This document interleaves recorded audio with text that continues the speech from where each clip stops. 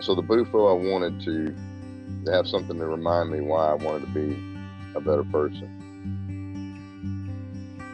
And because no matter what, no matter how much I loved my wife, no matter how much I wanted something else to happen, or this, that, and the other, I would always fall into, still do, fall into a place of childishness and selfishness. And most of the time, when I've hurt myself or gotten pissed off and done something, hurt myself or broken something, it's been because I was running in self-pity. I was being self-pitying because things didn't go my way. You didn't act the way I wanted you to, or something along those lines. It might have been as simple as you were driving in front of me and you swerved into my lane 3 inches and nothing happened, and all of a sudden you're a worthless son of a bitch. You know what I'm saying? And it's just hatefulness about it. And so what the bufo did for me, after it showed me the essence of the one, and that there was nothing beyond that, and that I was the source, and that I was from the source, and that everything we see is a metaphor. At the same time, it's real. And just all these contradictory things. That's not a whole lot different than Christianity, though. They say, God is one, God is three, God is God, God is not my God, God is man. They contradictory affirmations. Well, in the bufo, they really exist. And so when I came out of the experience, people criticize DMT and different quick experiences like this that last 20 minutes because there's no real lasting effect, they say, and you can't operate in it.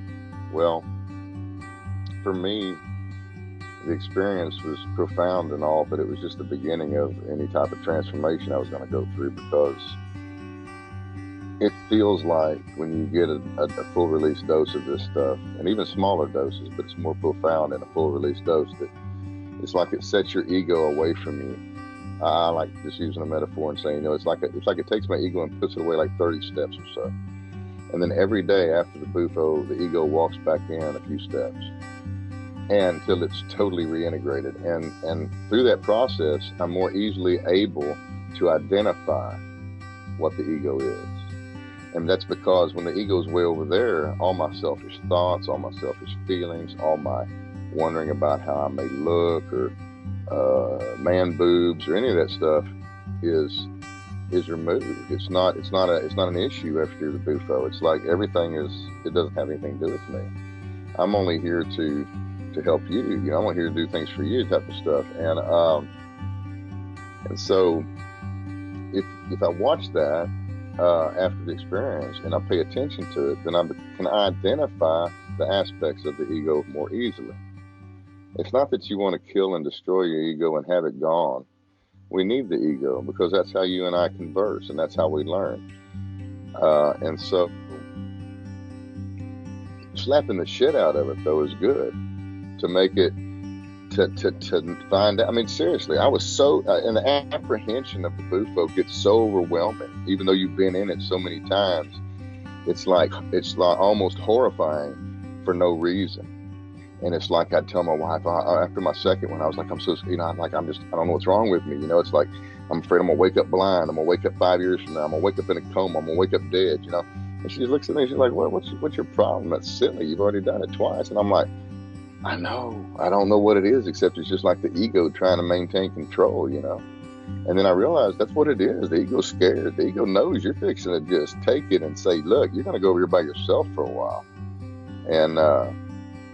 And I think it fights for it. So the apprehension is overwhelming, and it's because it's death, man. It's practicing death.